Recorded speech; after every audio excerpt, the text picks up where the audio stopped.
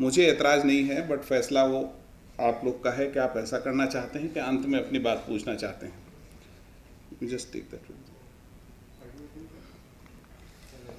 सो इस प्रेजेंटेशन में जितना भी डेटा हमने यूज़ किया हुआ है वो 31 जुलाई तक का डेटा है। कल हमने उसको तैयार किया था, आज आपके सामने रख रहे हैं। थोड़ा बहुत एक दिन के कारण जो फ़र्क है वो उसमें होगा। और अब तक हमने कोविड मैनेजमेंट का क्या प्रबंधन किया है और आगे हम क्या करना चाहते हैं, वो दो बातें इसमें हमने बेसिकली कवर करी है। जो कोविड मैनेजमेंट का जो काम होता है उसके बेसिकली दो पहलू हैं।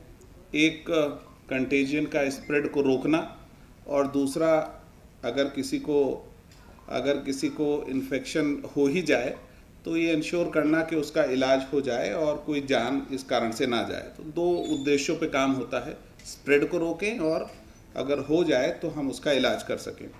स्प्रेड को रोकने के लिए 3 बिंदु होते हैं जो महत्वपूर्ण हैं, कि जो सस्पेक्ट है उसको हम टाइमली आइडेंटिफाई कर सकें, समय रहते पहचान सकें, जिससे वो और लोगों को इन्फेक्ट ना कर सके। जो सस्पेक्ट है हम उनकी क्वारंटाइन कर सकें, और साथ में एक पॉइंट जो डेथ रोकने के लिए और प्रिवेंशन रोकने के लिए ज़रूरी है कि हम उसको टाइमली उसकी टेस्टिंग कर सकें। हमारा 4 महीने का अनुभव ये कहता है कि अगर जो केसेस को हम समय रहते पहचान पाते हैं उसमें उनके सर्वाइवल के चांसेस लगभग 100% होते हैं, और अगर केस लेट होता है तो उसको मैनेज करने में डॉक्टर्स को दिक्कत आती है। और साथ में मृत्यु रोकने के लिए 3 स्तरीय हमारी इलाज की व्यवस्था है। कोविड केयर सेंटर, DCHC और DCH, 3 लेवल के उसके इलाज की व्यवस्था। तो अब तक हमारे कुल मिला के जो कोविड मैनेजमेंट के एफर्ट्स हैं उसकी समरी, उसका सार इस स्लाइड में है। इसको करने के लिए हमने वो सारी कहलाता है, और ILI में और सारी में यही डिफरेंस है कि ILI जो होता है उसमें खांसी जुकाम जस्ट एक जो ऑर्डिनरी जुकाम होता है उस तरह से होगा, लेकिन सांस में कोई तकलीफ नहीं होगी और उसको बुखार भी नहीं होगा। सारी में बुखार होगा और सांस लेने में तकलीफ होगी, तो ये बहुत इंपॉर्टेंट है। तो ये डिस्टिंग्विश फीचर होते हैं, और ये फीवर क्लिनिक में जाकर के वो अपने सारी वाले क्राइटेरिया में जो आते हैं, तो फीवर क्लिनिक इसलिए बनाई गई है कि जिसमें इसमें ये माना जा सकता है कि जो ILI है उसमें यहाँ तक ही इन्फेक्शन है, ऊपर अपर रेस्पिरेटरी ट्रैक्ट इन्फेक्शन होता है, वो किसी कारण से हो सकता है। बहुत सारे कोरोना वायरस होते हैं या बैक्टीरिया होते हैं, उनकी वजह से हो सकता है।